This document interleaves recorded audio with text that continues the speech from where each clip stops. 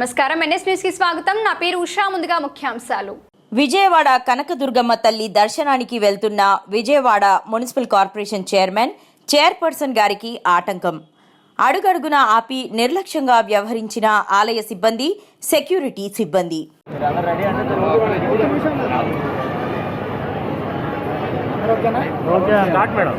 దర్శనంకి వెళ్తుంటే ఏమైంది అక్కడ సిచ్యువేషన్ ఎందుకు ఆపాలి?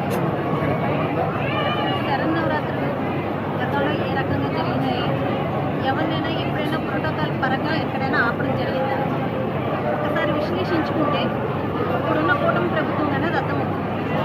విజయవాడ నగర మేయరు ప్రథమ పౌరురాలు అంటారు. మినిమం కామన్ సెన్స్ కూడా లేకుండా ప్రోటోకాల్ వెహికల్కి ఏంటి స్టిక్కర్ లేదని చెప్పి